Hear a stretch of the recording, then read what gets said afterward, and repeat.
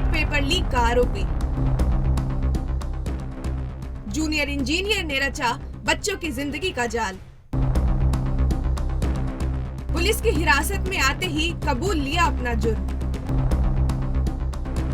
क्या और भी साजिशों में शामिल है junior engineer? National eligibility cum entrance test NEET नीट परीक्षा देश में इस समय चर्चा का विषय बना हुआ है।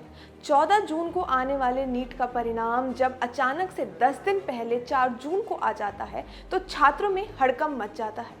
720 अंकों वाले नीट परीक्षा में जब 67 स्टूडेंट 720 अंक लाकर टॉपर बनते हैं तो तमाम छात्रों में सन्नाटा पसर जाता है। ये पहली बार था जब देश की सबसे कठिन परीक्षाओं में से एक नीट में इतने बच्चों ने एक साथ 720 में से 720 अंक लाकर टॉप किया था।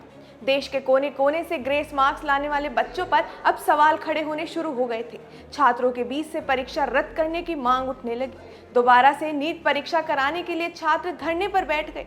वहीं आज करीब 2 हफ्ते बाद यानी 20 जून को नीट परीक्षा धांधली के आरोपी पर शिकंजा कसा गया। पुलिस की ओर से सिकंदर प्रसाद यदवेंदु नाम के एक जूनियर इंजीनियर को हिरासत में ले लिया गया है। हिरासत में लेने के बाद सिकंदर ने पुलिस के सामने अपने जुर्म को कबूला और इस मामले में कई खुलासे किए। नीट पेपर लीक केस में बड़ा खुलासा हुआ है। इस मामले की जांच में पुलिस के हाथ अब पटना के एक जूनियर इंजीनियर सिकंदर प्रसाद यदवेंदु तक पहुंच गए हैं। जब पुलिस ने सिकंदर से पूछताछ की तो कई चौंकाने वाले खुलासे सामने आए। पूछताछ में पता चला कि परीक्षा धांधली में उसकी भी संलिप्तता है और उसने अपने भतीजे अनुराग यादव के लिए गड़बड़ी की थी। इतना ही नहीं, सिकंदर बिहार के दानापुर नगर परिषद में जेई यानी जूनियर इंजीनियर पद पर तैनात है।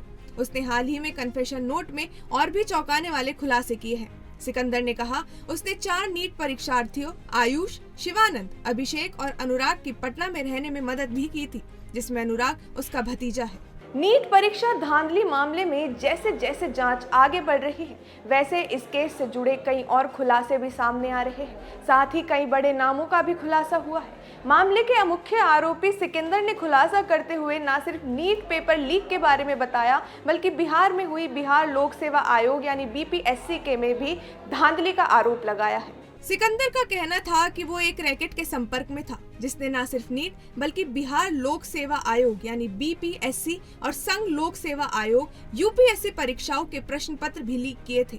इसके अलावा जिस गेस्ट हाउस में परीक्षार्थी रुके थे वहां का बिल भी हासिल किया गया है। गेस्ट हाउस के बिल बुक में एक मंत्री जी का भी उल्लेख किया गया है जिन्होंने कथित तौर पर अनुराग यादव और उसके सहयोगी को सुविधा प्रदान की थी। ये गेस्ट हाउस पटना चिड़ियाघर और पटना एयरपोर्ट के पास स्थित है। इस संबंध में बिहार के डिप्टी सीएम विजय सिन्हा का कहना है कि गेस्ट हाउस में जिन लोगों को पकड़ा गया वो किसी प्रीतम से जुड़े हुए हैं। तो अब इसमें देखने वाली बात ये होगी कि इस केस में जाके आगे किन किन लोगों के नामों का खुलासा होता है। जैसे जैसे ये जांच अब आगे बढ़ रही है वैसे नए खुलासे हो रहे हैं। जहां एक और देश के छात्र परीक्षा रद्द करने की मांग कर रहे हैं तो वहीं दूसरी ओर देश के दिग्गज नेताओं ने भी छात्रों का साथ देने का फैसला ले लिया है। छात्रों का साथ देते हुए इस मुद्दे पर अब राहुल गांधी और प्रियंका गांधी ने भी एंट्री कर ली है। राहुल और प्रियंका इस मामले पर छात्रों का साथ देते हुए परीक्षा एजेंसी और सरकार पर निशाना साध रहे हैं। वहीं उत्तर प्रदेश के पूर्व सीएम अखिलेश यादव ने भी छात्रों का साथ देते हुए परीक्षा एजेंसी को जिम्मेदार ठहराया।